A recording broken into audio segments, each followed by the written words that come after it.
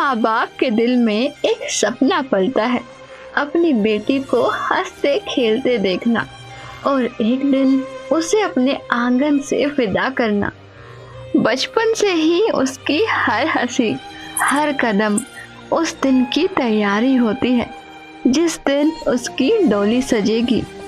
लेकिन इस सपने के पीछे एक सच्चाई छुपी है, एक ऐसा सच जो कई बार खुशियों को छीन लेता है। दहेज का लालच, दिखावे की दौड़ और वो रिवाज जो न जाने कितने घरों की नींव हिला चुके हैं। कितने ही माँ बाप अपनी पूरी जमा पूंजी, यहाँ तक कि कर्ज तक सिर्फ एक दिन के लिए लुटा देते हैं, कभी अपनी मर्जी से और कभी मजबूरी में। और कई बार शादी साथ निभाने का वादा नहीं बल्कि दहेज हड़पने की चाल बन जाती है। लेकिन इस अंधी दौड़ में एक ऐसे महापुरुष भी हैं जिन्होंने इस कुप्रथा को जड़ से खत्म करने का बीड़ा उठाया है, जिनकी मुहिम ने लाखों जिंदगियों की दिशा बदल दी और जिनकी शिक्षा ने बेटियों को इज्जत और सुरक्षा का हक दिलाया। अब हमने ये प्रतिज्ञा करनी है कि ना दहेज लेंगे ना देंगे, चाहे ब्याह हो चाहे ना हो। और क्यों, कैसे ना होगा? वाह भाई वाह, भगवान ने संस्कार जोड़ रखे, उसने मिटा कौन देगा? यदि कर्म तेरे पावन है सभी, डूबेगी नहीं तेरी नाव कभी। तेरी बाह पकड़ने को वो भेष बदल के आएगा, पता नहीं किस रूप में आकर नारायण मिल जाएगा, पता नहीं किस रूप में आकर नारायण मिल जाएगा। ये कहानी है उस बदलाव की जिसकी प्रेरणा हमें संत रामपाल जी महाराज जी के सत्संग प्रवचनों से मिली, और एक ऐसी बेटी की जिसके माँ बाप ने उसकी मुस्कान के लिए अपनी हर ख्वाहिश, हर सांस कुर्बान कर दी।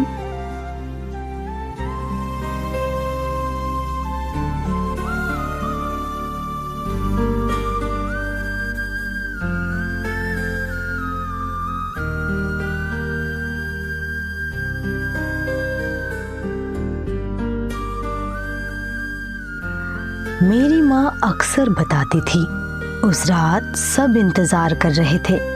पिता दुकान जल्दी बंद करके लौटे थे, दादी लगातार मन्नतें मांग रही थी।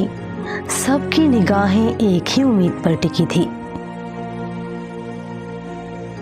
देख लेना, लड़का ही होगा। रिया का भाई आने वाला है। बेटी हुई है। और फिर मेरी बड़ी बहन पैदा हुई, लेकिन उस खुशी के साथ जो खामोशी आई, वहीं से हमारी कहानी की शुरुआत हुई।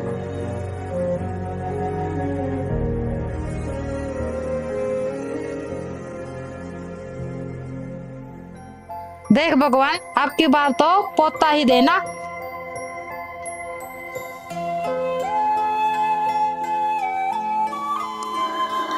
माँ बताती थी उन दिनों लड़का पाने के लिए लोग क्या क्या नहीं करते थे, पूजा, तांत्रिक, ताबीज।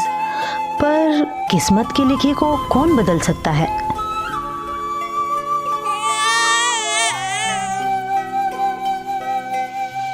लड़की हुई है।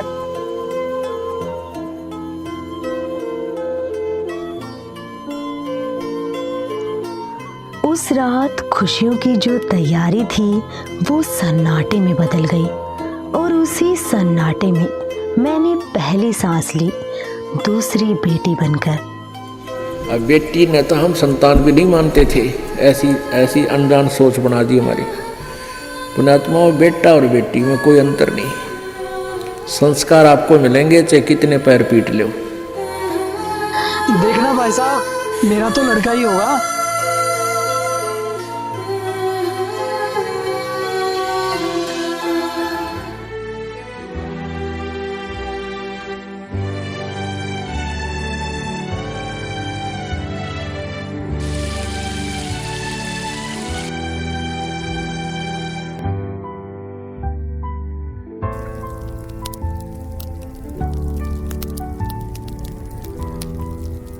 देख बेटा, रोटी जरा ठीक से सेक, कच्ची ना रह जाए।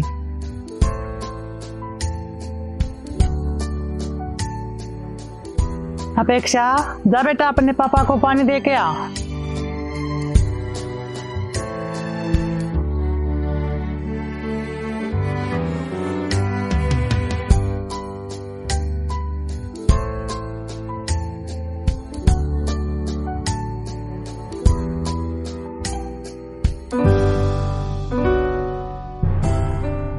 रुक जा गरिमा, रुक जा। पकड़ के दिखाओ दीदी।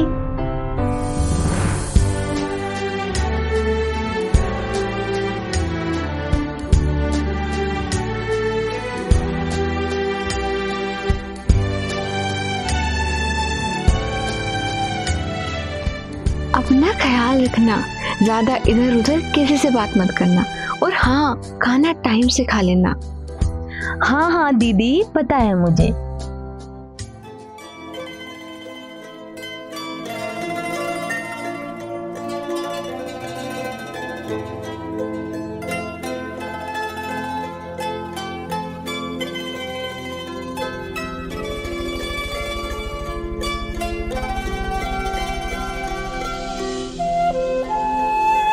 अरे सुषमा, कैसी हो? ठीक हो ना? हाँ बहन जी, सब ठीक है, बस गृहस्थी में लगी हूँ। जा बेटा, ये अंदर रख दे। ठीक है मम्मी। सुषमा, लड़की बड़ी हो रही है। अरे मेरी दिल्ली वाली बहन सुमन को जानती हो ना? उसके लड़के ने अभी अभी डॉक्टरी की पढ़ाई पूरी की है और शहर में अपना छोटा सा क्लिनिक खोला है। मैं सोच रही थी अपनी अपेक्षा के लिए बात कर लेते, क्योंकि वो खानदानी लोग हैं और वो अपने बेटे के लिए सर्वगुण संपन्न बहू ढूंढ रहे हैं। ठीक है, मैं इसके पापा से बात करके बताती हूँ।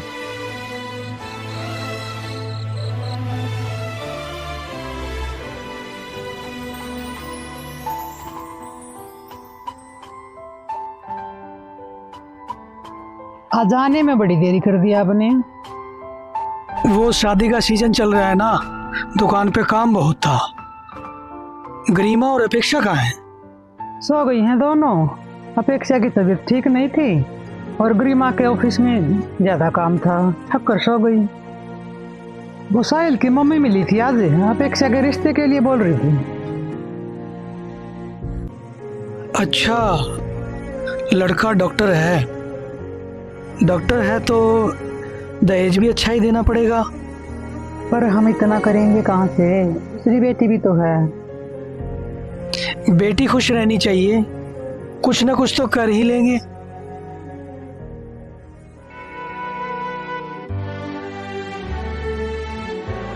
मम्मी, जा रही हूँ मैं। गरिमा रुक, टिफिन लेती जा।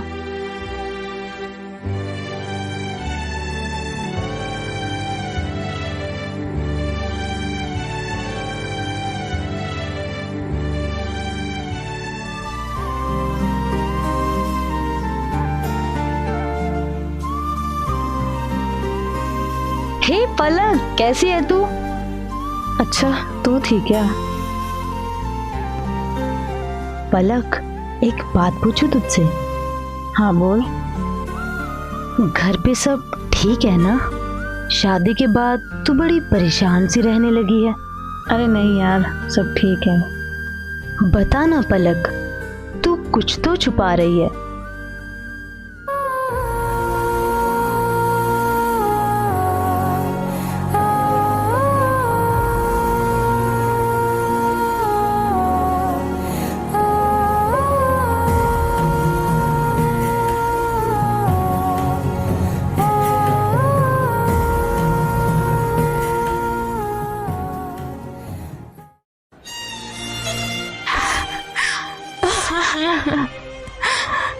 तूने अंकल आंटी को बताया?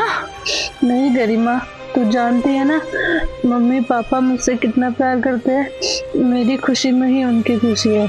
अगर उन्हें ये सब पता चलेगा तो उनको बहुत तकलीफ होगी। अच्छा पलक, मुझे ये समझ नहीं आ रहा तुम ये सब क्यों सहन कर रही हो? अरे तुम इतनी पढ़ी लिखी हो, जॉब करती हो, तो क्यों बर्दाश्त कर रही हो ये सब?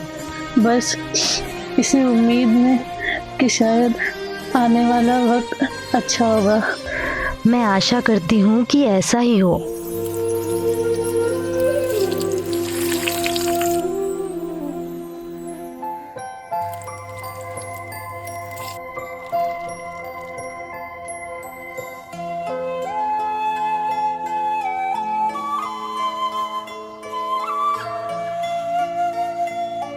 लीजिए भाई साहब।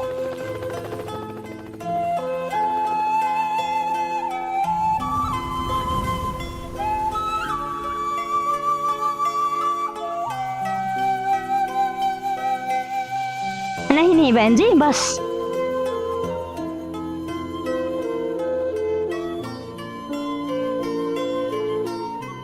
माफ करना भाई साहब। ये क्या बात हुई भाई साहब? आप तो अभी से इंतजार करवाने लग गए लड़के वालों को। गलती हो गई जी। राम जी की कृपा से दुकान पर सुबह सुबह ही ग्राहकों की भीड़ लग जाती है। अपेक्षा चाय ले आ बेटा।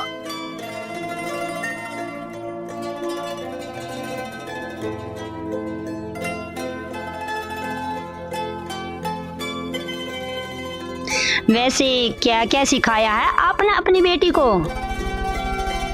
जी, ये सारा खाना अपेक्षा ने ही बनाया है। घर संभालना हो या पढ़ाई, हर चीज में अच्छी है हमारी बेटी। की बेटी तो हमें पसंद है।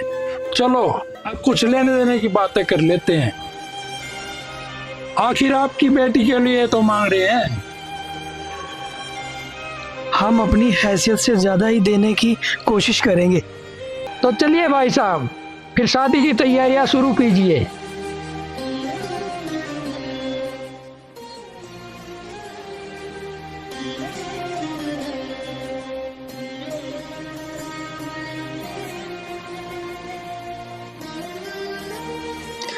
राम राम भाई साहब। अच्छा, अपेक्षा बिटिया की शादी है क्या? हाँ भाई साहब, आपकी तरह थोड़ी ना समाज के सारे रीति रिवाज ठुकरा कर अपने गुरुजी के कहने से रिया बिटिया की शादी बगैर दहेज के कर दी। बताइए भाई साहब, क्या आदर होगा उसके ससुराल में? अरे भाई, वो दुखी नहीं है, परमात्मा उसके साथ है।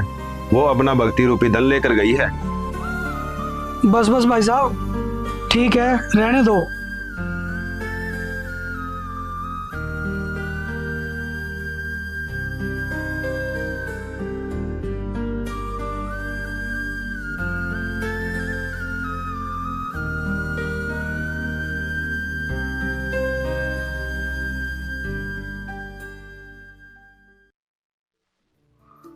विवाह की तैयारियां आज से ही शुरू कर दो और वर्मा जी के यहाँ चले जाओ। टेंट वालों को सारा काम समझा दो। बारात धर्मशाला में नहीं, होटल में ठहरेगी। कोई कमी नहीं रहनी चाहिए। और गरिमा बेटा, मेहमानों की लिस्ट जल्दी से तैयार कर दे। और घर के पेंट का काम भी समय रहते पूरा हो जाना चाहिए। जिस तरह की शादी का सपना देख रहे हो, कुछ अंदाजा भी है उसमें कितना खर्चा होगा? दुकान तो पहले गिरवी रखी हुई है, अब क्या घर को भी बेच दोगे? छोटी बेटी का भी तो ब्याह करना है, उसके लिए क्या बचेगा? हाँ, अंदाजा है, पर बेटी खुश रहनी चाहिए।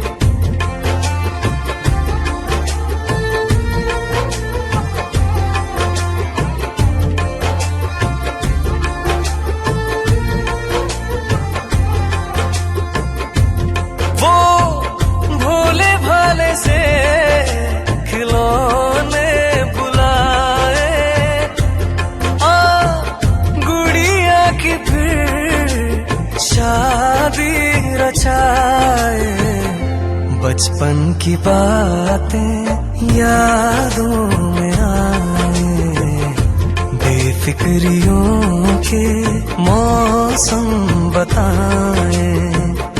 मेहंदी लगी थी, दुल्हन सजी थी, मेहंदी लगेगी, दुल्हन सजेगी।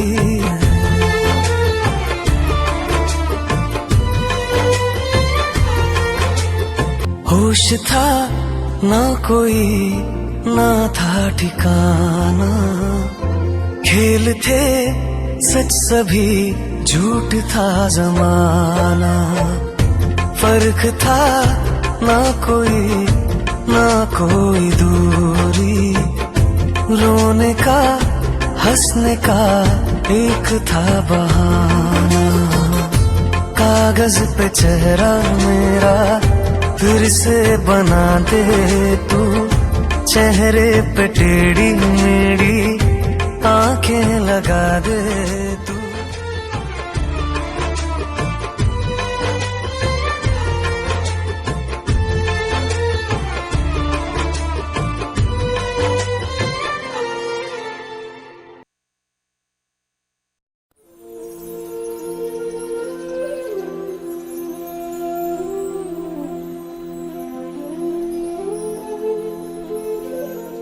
ये साड़ी दी है तेरी माँ ने, ये साड़ी, इतना हल्का हार, ये तो फूंक मारते ही उड़ जाएगा। भूखे घर की यही सिखाया है तेरे माँ बाप ने।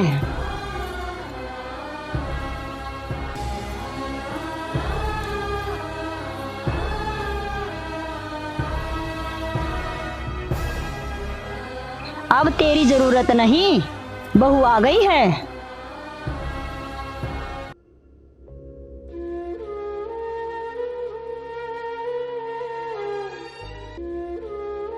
माँ, वैसे भाभी है तो सुंदर। शक्ल को डाल चूल्हे में, तू ये देख असली है या नकली। माँ जी, ये मेरी माँ के गहने हैं। बस यही गहने दिए तेरी माँ ने? नहीं माँ जी, और भी गहने लिए हैं।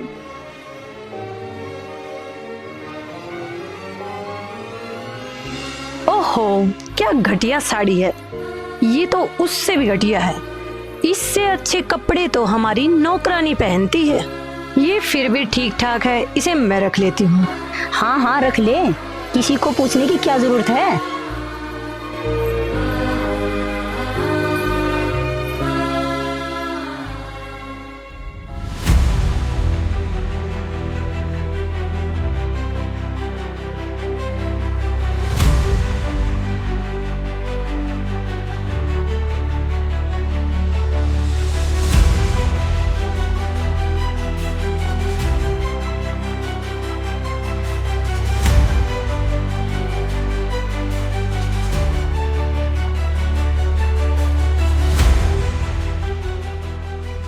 मैं तुझ पर कितनी आस लगाकर बैठी थी।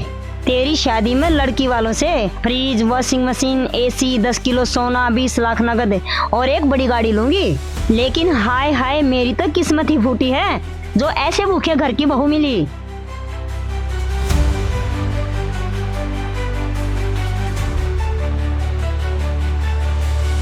चाय भी अब मांगनी पड़ेगी क्या तुमसे? बैठा हूं ना, चाय दो।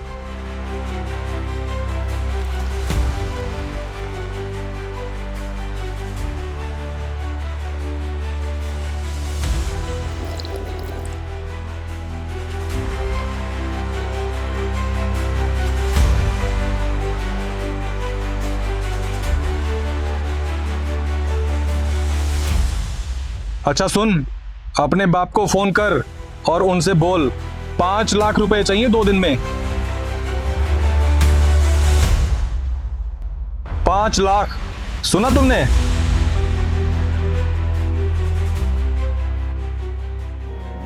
नैना जो सांझ ख्वाब देखते थे, नैना बिछड़ के आज रो दिए हैं यूं। नैना जो मिल के रात जागते थे, नैना शहर में पल के मीचते हैं यूं। जुदा हुए कदम जिन्होंने ली थी ये कसम, मिलके चलेंगे हरदम, अब बांटते हैं ये गम। भीगे नैना जो खिड़कियों से झांकते थे, नैना घुटन में बंद हो गए हैं यूं।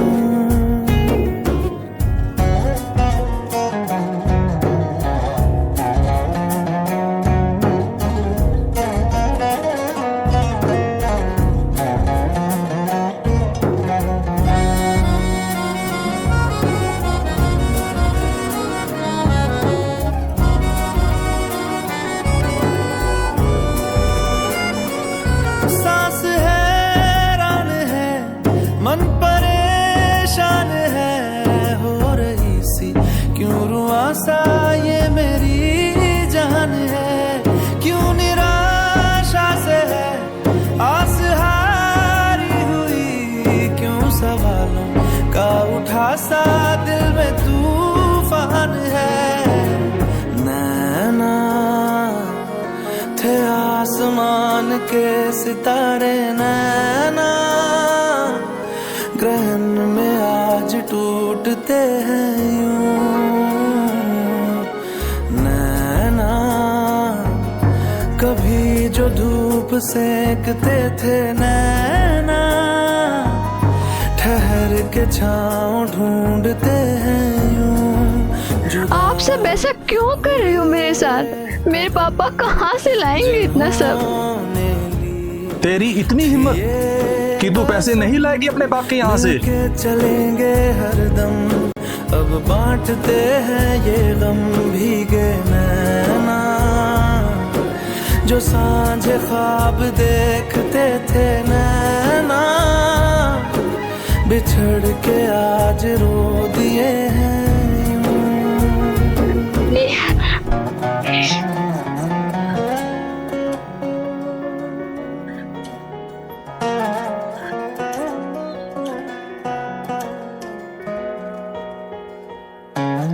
अब मर बिना पानी के, जब तक अपने बाप से पैसे नहीं लेके आएगी हम ऐसे ही करेंगे। नैना जो सांझे ख्वाब देखते थे, नैना बिछड़ के आज रो दिए हैं यूं।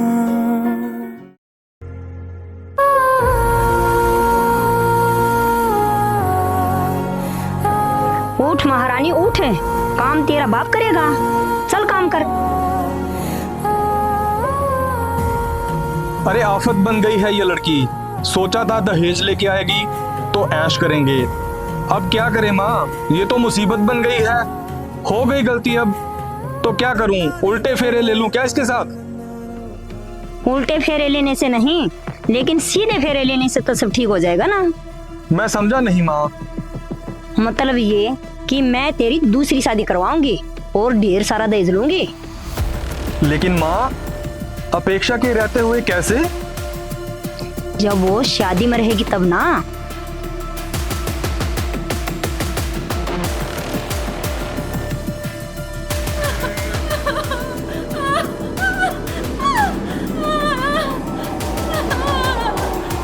बिटिया, ससुराल में सबका दिल जीतना, लड़ झगड़ कर रूठ कर कभी वापस मत आना।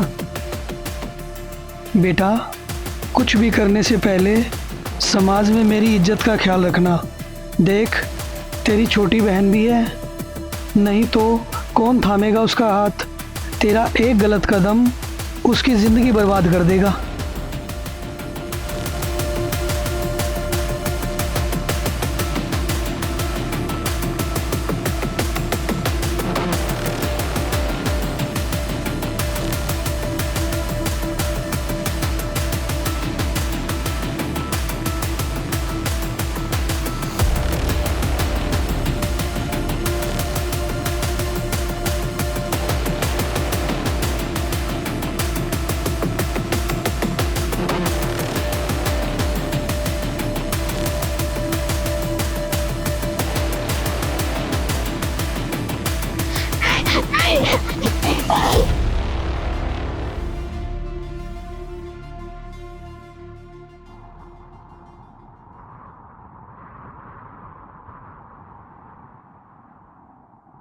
पापा चाय।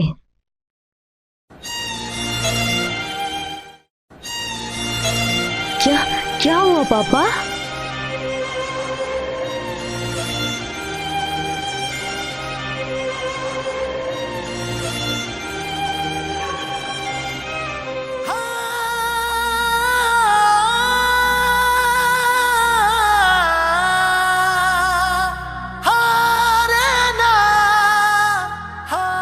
अपेक्षा, अपेक्षा बेटा।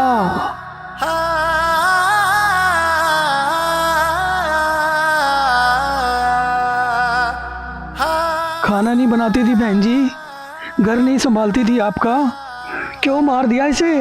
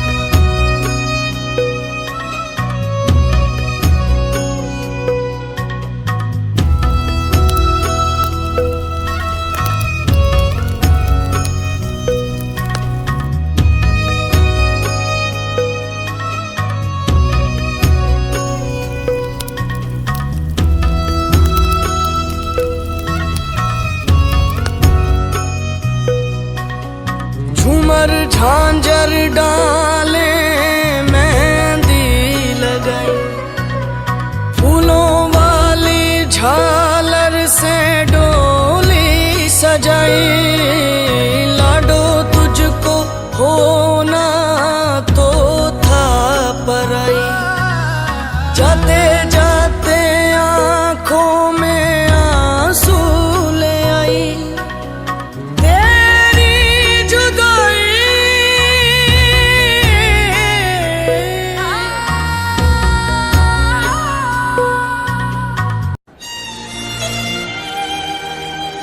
हेलो पलक, पर आंटी कैसे?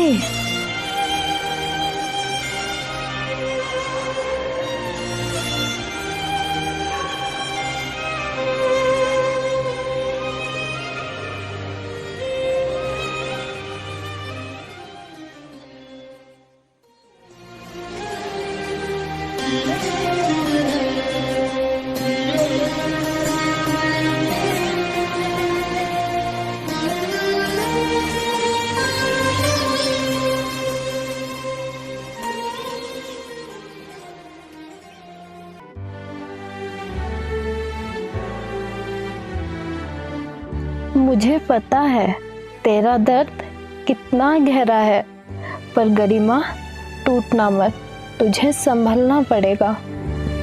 दीदी, हमें लगता था दहेज तो दे ही दिया है, अब उन्हें खुश रखेंगे, पर देखो उन्होंने अपेक्षा दीदी के साथ क्या किया।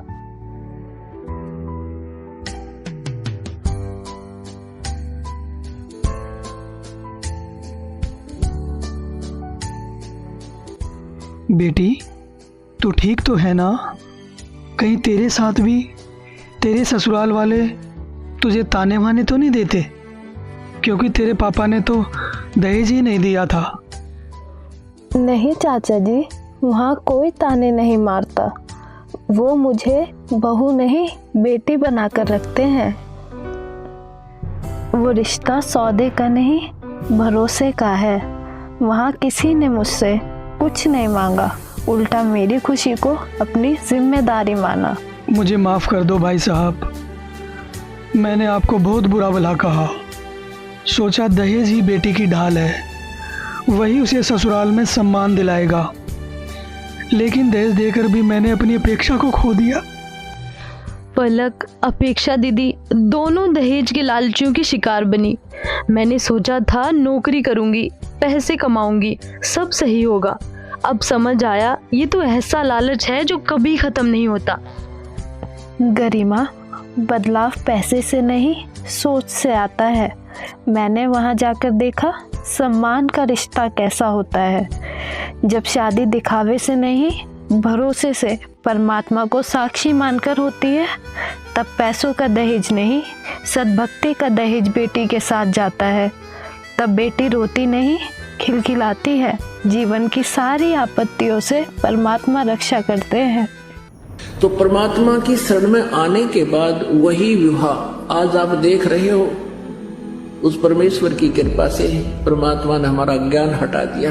यहाँ पर बच्चों का विवाह करा दिया जाता है और 5-7 भगत उनके रिश्तेदार आते हैं, घर वाले, और यहाँ आश्रम में उनका 10 रुपये खर्च नहीं होता। सिंपल रोटी जो रोज हम बनाते हैं वही खाएंगे। ये ड्रामाबाजी हमने नहीं करनी। बच्चों का संयोग परमात्मा जोड़ता है। हमारे इस नाटकबाजी से विवाह नहीं होता। विवाह तो मालिक ने कर रखा होता है और वचन से बच्चे एक दूसरे से जोड़े जाते हैं।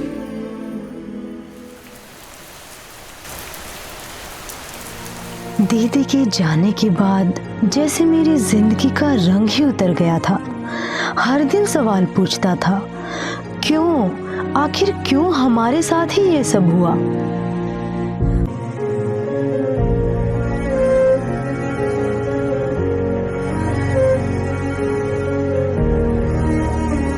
मैंने सोचा, अगर दुनिया में भगवान है तो उन्होंने हमारी रक्षा क्यों नहीं की, या फिर क्या मैं उन्हें पहचान ही नहीं पाई।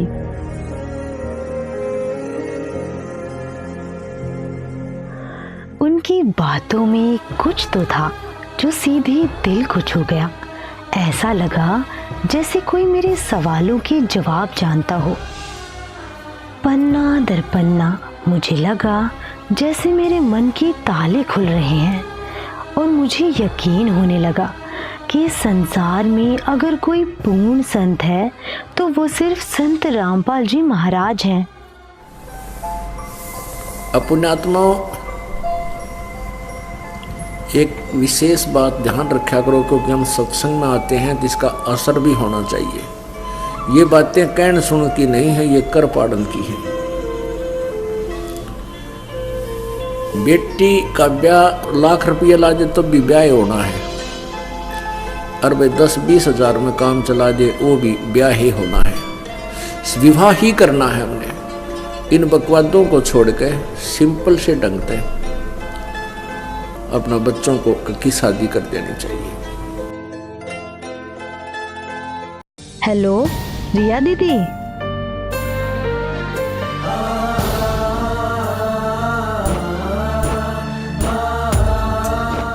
पापा, मम्मी, आज मैंने संत रामपाल जी महाराज जी से नाम दीक्षा ले ली है। तूने उससे नाम ले लिया? ये सब इतना आसान नहीं था। पहले मुझे भी लगता था कि सुख तो पैसा, शोहरत और दिखावे में है, लेकिन अब समझ आया असली सुख तो सिर्फ परमात्मा की शरण में है। जैसे मेरे मन के ताले खुले, वैसे ही मम्मी पापा के भी खुल गए और आखिरकार उन्होंने भी सच को पहचान ही लिया। भाई साहब, गरिमा बिटिया की रमैनी है। परमात्मा ने बड़ी दया की कि तुम समझ गए भाई। काश ये मैंने समय रहते समझाता। जब शादी सौदे का नहीं, भरोसे का रिश्ता हो तो बेटी रोती नहीं, खिलखिलाती है, और जब परमात्मा की शरण में बंधन बनता है तो जीवन की हर मुश्किल आसान हो जाती है। कभी औरत को पति की चिता पर जला दिया जाता था, आज तो पति ही जिंदा जला देता है अपनी पत्नी को। शादी बराबरी का रिश्ता है, फिर क्यों इसे हमने पैसों और दहेज का सौदा बना दिया।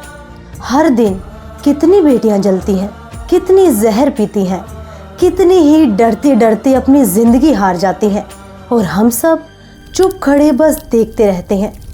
दहेज एक ऐसा लालच है जिसका अंत कभी नहीं होता। आज तीज त्योहार, कल बच्चे का जन्म, फिर किसी और की शादी, मांग बस बढ़ती ही जाती है।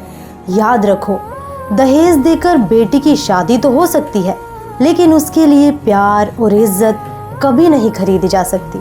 आखिर कब तक बेटियां जलती रहेंगी? कब तक ये सिलसिला चलता रहेगा?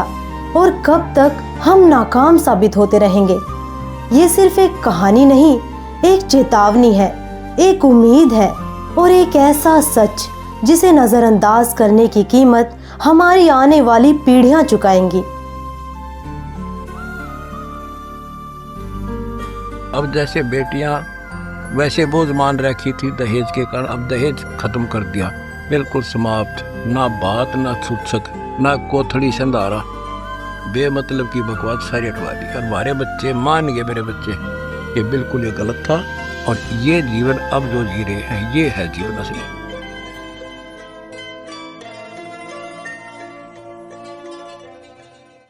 ओ पालनहारे निर्गुण नारे, निर्गुण नारे,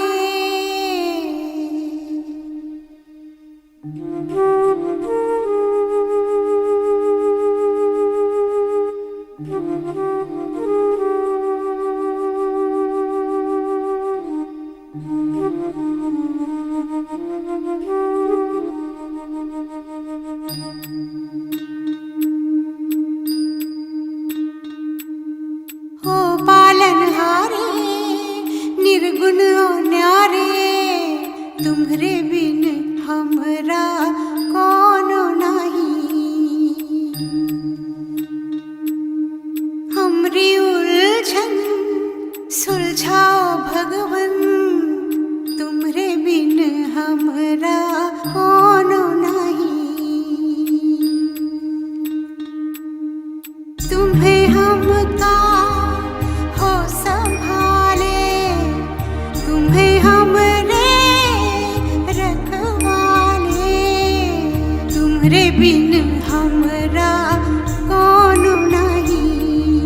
तुम्हरे बिन हमरा कोनो नहीं। लड़के की हमारे में कुविचार थे बहुत ज़्यादा। हम मतलब जगत के हिसाब से यही सोचते थे कि भाई लड़की का जो बोझ है बहुत ज़्यादा होता है। और मैं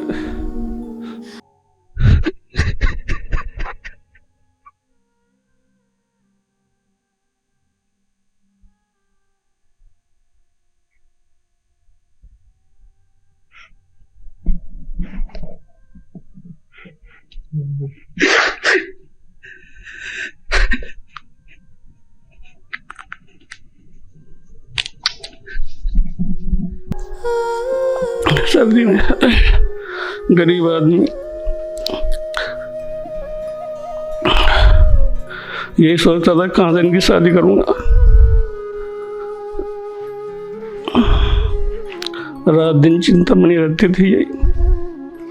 लेकिन जैसे ही मैं गुरुजी की शरण में आया, संत रामपाल जी महाराज की, मुझे पता लगा कि यहाँ पे बिना दहेज के शादी होती है। मुझे थोड़ी हिम्मत सी मिली। मैंने सोचा भाई चलो ये समस्या तो यहाँ पे गुरुजी की वजह से ठीक हो जाएंगी, बाकी परमात्मा जाने। धीरे धीरे मैंने एक बेटी की शादी करी। पहले बेटी की करी, बिना दहेज के करी। जो हमारे घर में वो लड़की आई है वो भी संस्कारी है, उन्होंने भी नाम ले रखा है सभी ने। और फिर हमने अपनी बेटी की शादी करी, वो भी भगत में करी हमने, वो भी संस्कारी हैं, सारे पढ़े लिखे परिवार हैं, अच्छा है। तीसरी बेटी की भी हमने शादी रामायण जी के द्वारा करी है, वो परिवार भी अच्छा है, संस्कारी हैं सब, कोई दिक्कत नहीं आई। हमने ये महसूस करा जो जगत में हमारे आसपास के रहने वाले लोग हैं जो 20-20 लाख रुपए लगा कर शादी कर रहे हैं, उनकी लड़की आजकल परेशान है। यहाँ पे संत रामपाल जी महाराज की शरण में आने के बाद जो हमने महसूस करा, जहाँ हम पहले थे जगत में, वहाँ तो लोग बाग जो है दहेज देने के बाद भी, 20-20 लाख रुपए खर्च करने के बाद भी उनकी जो बेटियाँ हैं, उनके पति जो हैं वो जुआ खेलना शुरू कर देते हैं, नशा करते हैं, दुनिया भर का मांस, मतलब दुनिया भर के घर में टेंशन रखते हैं। बेशक वो नौकरी भी करते हो, कुछ भी करते हो, लेकिन फिर भी जो है वो हमारी बेटी से अच्छे नहीं है। क्योंकि हमारे जो परिवार जहाँ पर हमने अपने बच्चों की शादी करी है, कोई भी किसी तरह का बुराई नहीं करता, ना शराब पीता है, ना कोई किसी तरह का मांस में मदिरा वगैरह करते हैं, बिल्कुल साफ सुथरे हैं। यहाँ पे किसी तरह का आडंबर नहीं है बिल्कुल भी। वे लोग जो हैं दिखावा ज़्यादा करते हैं कि हमने 20 लाख की शादी कर दी, हमारे बच्चे ज़्यादा सुखी रहेंगे। लेकिन हमने ये महसूस करा कि उनके बच्चे सुखी नहीं है, वो तो हमसे भी ज़्यादा दुखी हैं। गुरुजी ने बताया कि जो दहेज ले रहे हैं या दे रहे हैं, वो तो उनके संस्कार बढ़ रहे हैं एक दूसरे के जय, वो हमारे यहाँ ख़त्म हो रहे हैं। परमात्मा की भक्ति से हमें पता लगा कि ये जो संस्कार हैं ये हमें यहीं ख़त्म करने हैं, हमें जोड़ने नहीं है। संत रामपाल जी महाराज की शरण में आने के बाद मैं मतलब इतना एहसान मानूंगा गुरुजी का मरते दम तक, क्योंकि जो पहले परेशानी थी उनको, उसमें मैं इतना परेशान था कि मैं आत्महत्या तक की भी बात सोचता था दिमाग में कि मतलब जो है मैं अगर ये सुधार नहीं हुआ तो मैं ऐसे कर लूँगा, मैं कभी सभी बच्चों को जहर दे दूँगा या कभी मतलब निकल के चला जाऊँगा, इस तरह की बात दिमाग में आती थी। आज मैं सुखी हूँ। मैं ये कहना चाहूँगा जगत के लोगों को कि आप लोग भी जय संत रामपाल जी महाराज जी की शरण में आके उनके सत्संग को सुने और उनके जो है विचार को सुनकर आप भी नाम दीक्षा लेवें। आज के टाइम में दहेज को इतना बड़ा महाअभिशाप माना जाता है, जिसकी वजह से मतलब बेटियों को भी पेट में अगर पता चल जाए ना कि बेटी है कोख में, तो बेटी को कोख में मार दिया जाता है। आखिर क्यों ऐसे करते हैं? अगर पता भी चल जाए कि बेटी हुई है, अगर फिर पैदा होने के बाद भी बेटियों को कूड़े के ढेर पे फेंक देंगे। पहले तो पेट में मरवा देंगे, अगर वो बच भी जाती है तो फिर उसको कूड़े के ढेर पे फेंकवा देते हैं बेटियों को। आखिर ऐसा क्यों करते हैं और ये कब तक चलेगा ऐसा? अगर बेटी बड़ी भी हो जाती फिर भी उसको मतलब बोझ समझते हैं उस बेटी को भी कि हम इतना दहेज कहाँ से देंगे बेटियों को। एक बाप से पूछो कि वो बाप कैसे इतना मतलब दहेज इकट्ठा करेगा, कर्जा करेगा, उसको बोझ लगती है वो बेटी। और हमारे पड़ोस में एक व्यक्ति है, उस व्यक्ति मतलब आप बीता उसका, हमने अपनी आंखों से प्रूफ देखा है उसका व्यक्ति का, मतलब उसको टीबी हो गई उस इंसान को।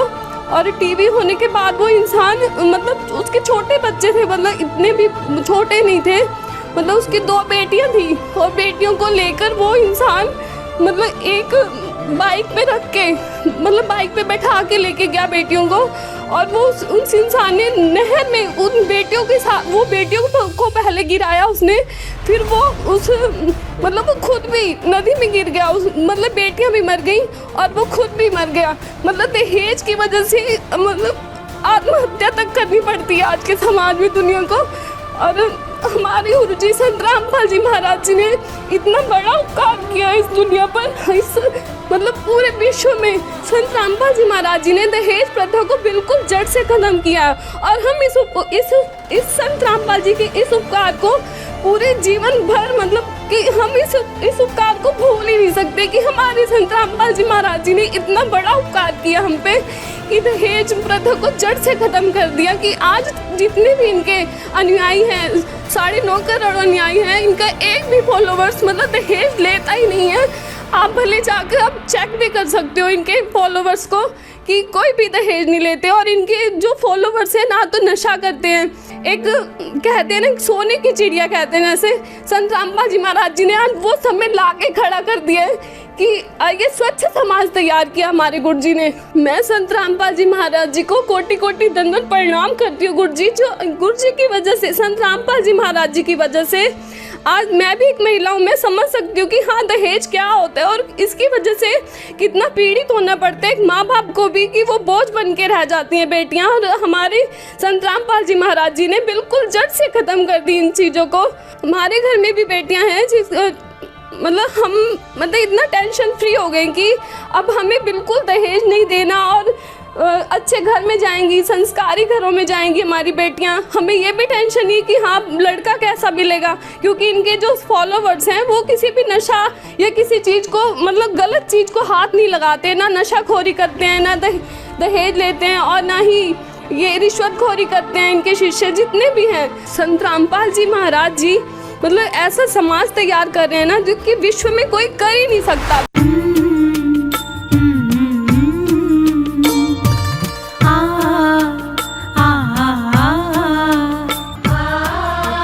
जीवन तुमने दिया है संभालोगे तुम। आशा हमें है, विश्वास है, हर मुश्किल से विधाता निकालोगे तुम। जीवन तुमने दिया है संभालोगे तुम। आशा हमें है, विश्वास है, हर मुश्किल से विधाता निकालोगे तुम। जीवन तुमने दिया है संभालोगे तुम।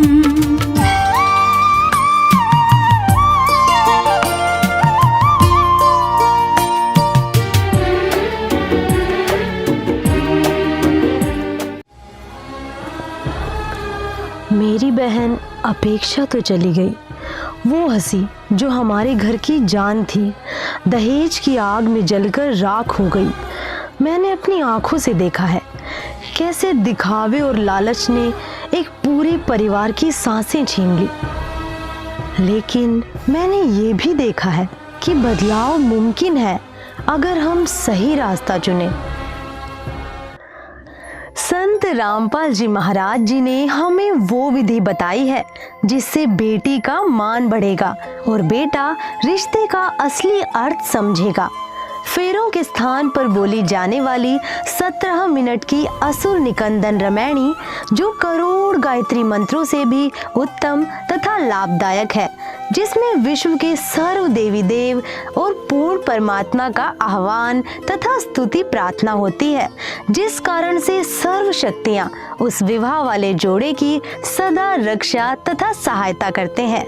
इससे बेटी बची रहेगी, जीने की राह सुगम हो जाएगी और माँ बाप डर के साए में नहीं, गर्व के साथ अपनी बेटी को विदा करेंगे।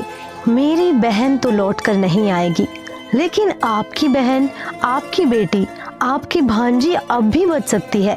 दहेज मिटाओ, सद्भक्ति अपनाओ, हर बेटी का भविष्य बचाओ, क्योंकि बेटी कोई बोझ नहीं, वो तो घर की रोशनी है।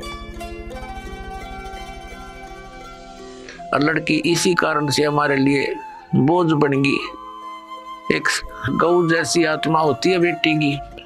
हमने खूब देखा है, बेटा और बेटी रोटी खा रही है, माता पिता कोई बोलता है बेटे को एक वो काम कर, वैसे भी कहा ये काम करिए, बेटा तो कहेगा को नहीं करता, और बेटी रोटी खा रही होगी ना, खाना छोड़कर उठ कर चल पड़ेगी उस काम को करके आओगी। अब ये हमें बोझ क्यों बनाई? अपने ड्रामाबाजी से, अपनी बकवादों से, दहेज के कारण।